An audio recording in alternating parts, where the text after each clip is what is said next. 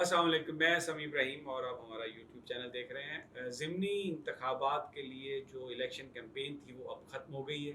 बड़े बड़े जलसे इमरान खान ने आखिरी दिन 3 जलसे किए हैं। लाहौर में एक जलसा किया, चक जुमरा फैसलाबाद में, और रिकॉर्ड कॉर्नर मीटिंग थी ये।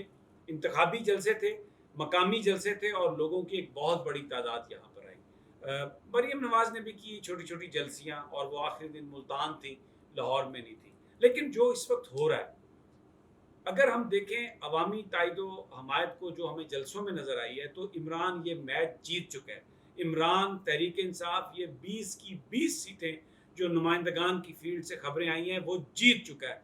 लेकिन जो हुकूमत बंदोबस्त कर रही है, जो इलेक्शन कमीशन जिस तरीके से आगे जा रहा है, उससे लगता है कि इलेक्शन वाले दिन 17 तारीख को तहरीक इंसाफ को बहुत विजिलेंट रहना पड़ेगा।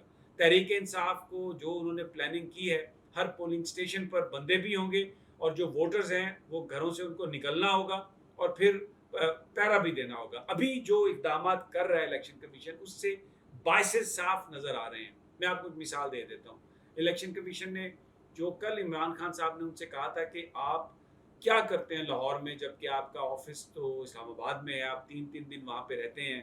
हमजा शहबाज से और मरीम नवाज साहबा से आपकी मुलाकातें हो रही हैं, वो क्यों मुलाकातें हो रही हैं? उसके जवाब में जो तर्जमान है इलेक्शन चीफ इलेक्शन कमिश्नर के, उन्होंने ये कहा कि हम किसी को जवाबदेह नहीं है, और हम अपना कानून के मुताबिक काम करते हैं। इलेक्शन कमीशन न किसी दबाव में आएगा, न किसी इश्तियाल में आएगा।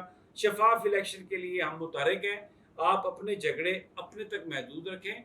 और दूसरा, जो उन्होंने एक बड़ी ऑब्जेक्शनेबल बात कही कि हम किसी को जवाबदेह नहीं हैं, हम इस तरह सवाल और जवाब की ज़रूरत महसूस नहीं करते।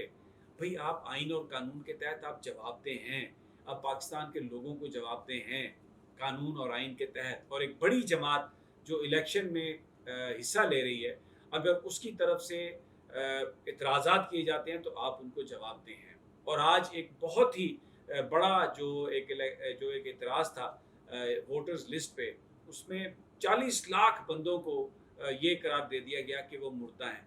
लेकिन अदालत में ये कहा इलेक्शन कमीशन के नुमाइंदे ने कि जी वो कुछ ह्यूमन एरर की वजह से 2 जून उस पर लिखा गया था, और ये जो भी है हम इसको ये सब वापस है। लेकिन बाहर आके अदालत से उन्होंने फिर ये बयान दिया कि हम हर एक को वेरीफाई करेंगे। अभी आप कैसे वेरीफाई करेंगे? तो इलेक्शन कमीशन का जो रवैया है, उससे लगता है कि वो बहुत ही ज़्यादा बाइस है। अली अमीन गंडापुर एक अहम रहनुमा हैं तहरीक इंसाफ के। इलेक्शन कमीशन के कहने पर पंजाब हुकूमत ने उनके लाहौर पंजाब में दाखिले पर पाबंदी लगा दी है, और क्या कहा है कि जी उनसे हमें ख़तरा है कि वो शायद यहाँ पर माहौल ख़राब करेंगे, और जो अमन आमा की जो सूरत हाल है उसमें कोई वो रखना डाल सकते हैं, कोई उसमें सिचुएशन क्रिएट कर सकते हैं। बड़ी अजीब बात है कि पंजाब भर में मीडिया ये रिपोर्ट कर रहा है कि पुलिस पीटीआई के वर्कर्स के ऑफिसेज रेड कर रही है।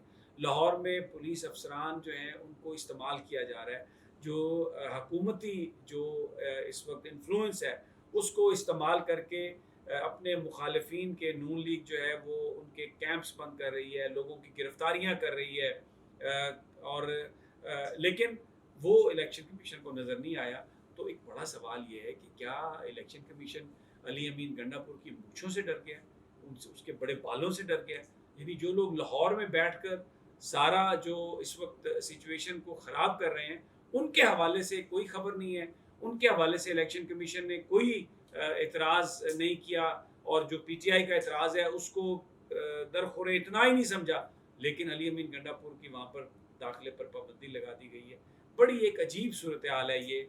और जो इस वक्त जो बाइसेस हैं इलेक्शन कमीशन के, वो पीटीआई बार बार उनका इजहार कर रही है। अब मैं दूसरी जो इम्पोर्टेंट डेवलपमेंट है वो खत्ते में हो रही है, वो ये है कि इसराइल का दौरा कंप्लीट करने के बाद जो बाइडन पहुँचे सऊदी अरब, और वहाँ पर एयरपोर्ट पर, जद्दा एयरपोर्ट पर मक्का के गवर्नर ने उनका इस्तकबाल किया।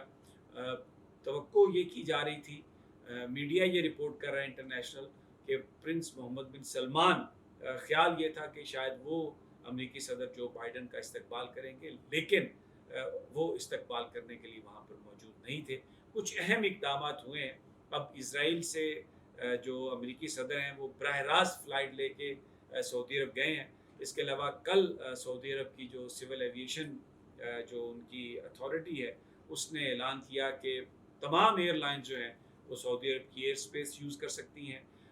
اس سے سب سے بڑی جو بینیفیشری ہے وہ اسرائیل کی ایئر لائن ہو سکتی ہے کیونکہ پیٹرول کی بھی کمی ہوگی اور فلائٹس کے لیے ٹائم کی بھی کمی ہوگی. اور اس کو امریکی اسٹیٹ ڈپارٹمنٹ نے اس کا بڑا خیر مقدم کیا ہے اور توقع یہ کی جا رہی ہے کہ یہاں پر جو ان کا جو دورہ ہے سعودی عرب میں ان کی جو آمد ہے اس کے دو مقاصد ہیں. ایک تو جو اسرائیل کی سیکورٹی ہے اس کو اسٹرینتھن کر کے مڈل ایسٹ کے اندر جو ٹینشنز ہیں ان کو ختم کرنا ہے اور دوسرا چائنا اور رشیا کو کاؤنٹر کرنا ہے. وہ جو ریجنل الائنسز جو بنا کے جو بائیڈن پریشر ڈالنا چاہتے ہیں ایسولیٹ کرنا چاہتے ہیں چائنا کو اور رشیا کو, اس کے حوالے سے بھی یہ بڑا اہم دورہ ہے. 2 دن وہ وہاں پہ رہیں گے.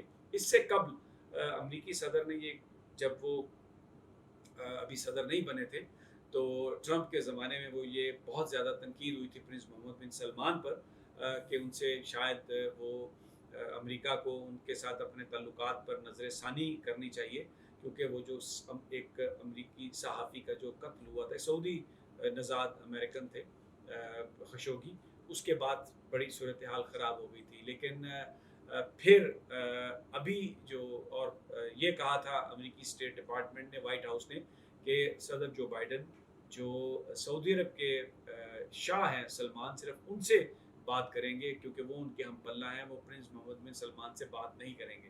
لیکن بہرحال اب پالیسی تبدیل ہو چکی ہے. وہ ایک سمٹ کے لیے آ رہے ہیں, سعودی عرب پہنچے ہیں اور ابھی جو پہلا دن ہے جو میڈیا کی رپورٹس کے مطابق ان کا استقبال اس طرح سے نہیں ہوا جس طریقے سے یہ جو میڈیا جو ایکسپیکٹ کر رہا تھا. اب ان کی ملاقات ہوگی, MBS سے بھی ملاقات ہے, شاہ سلمان سے بھی ملاقات ہے. ان ملاقاتوں میں کیا نکلتا ہے, کس طرح کی گفتگو ہوتی ہے اور پھر صحافیوں کے ساتھ گفتگو میں کیا سوالات ہوتے ہیں, ویری انٹرسٹنگ ٹو سی. لیکن بہرحال امریکہ کی یہ کوشش ہے کہ اسرائیل کے ساتھ تعلقات عرب ممالک کے بہتر ہوں اور اس میں ان کو بڑی کامیابی بھی ہوئی. جو ابراہیم ایکارڈ ہے اس کے تحت UAE نے تعلقات بہتر بنائے. اس کے علاوہ اور بھی 2-3 عرب ممالک ہیں جنہوں نے اسرائیل کے ساتھ اپنے تعلقات کو بہتر بنایا. پاکستان کے حوالے سے یہ خبریں ہیں کہ یہاں پر بھی یہ بات کہی جا رہی ہے کہ تعلقات کو بہتر بنایا جائے اور پاکستان پر زیادہ جو ڈپلومیٹک پریشر ہے وہ پہلے انڈیا کے ساتھ تعلقات بہتر بنانے کے لیے ہے اور ہمیں ایک تبدیلی یہاں پر بھی نظر آ رہی ہے. پچھلے چند ہفتوں سے بار بار جو انڈین پلینز ہیں وہ ری فیولنگ کے لیے پاکستان اتر رہے ہیں. 2 دن قبل بھی 2 جہاز کراچی میں اترے انڈین ایئر لائنس کے اور ان کی ری فیولنگ ہوئی. تو یہ بھی توقع کی جا رہی ہے کہ تاشکند میں جو SCO کی میٹنگ ہے اس میں پاکستانی وزراء خارجہ پاکستانی وزیر خارجہ کی ملاقات ہوگی انڈیا کے وزیر خارجہ سے بھی, اور اس کے بعد پھر شہباز شریف کی نریندر مودی سے بھی ملاقات ہو سکتی ہے. تو امریکہ ہمیں کوشش کرتا ہوا نظر آ رہا ہے کہ ایک تو مڈل ایسٹ میں اسٹیبلٹی آئے اور اسرائیل کے ساتھ جو دوسرے ممالک ہیں ان کے تعلقات بہتر ہوں, اور اس خطے میں امریکہ چاہ رہا ہے کہ انڈیا کے ساتھ پاکستان کی گفتگو شروع ہو, جو کشیدگی ہے اس میں کمی ہو, اور کسی نہ کسی طریقے سے جو چائنا اور رشیا کا جو انفلوئنس پاکستان پر آ رہا ہے اس کو کاؤنٹر کیا جائے. کس حد تک ان کوششوں میں کامیابی ہوتی ہے یہ آپ کے ساتھ ہم انشاءاللہ اگلی ویڈیوز میں جیسے جیسے ڈیولپمنٹس ہوں گی شیئر کریں گے. اجازت دیجیے, جلد ملاقات ہوگی. اللہ نگہبان.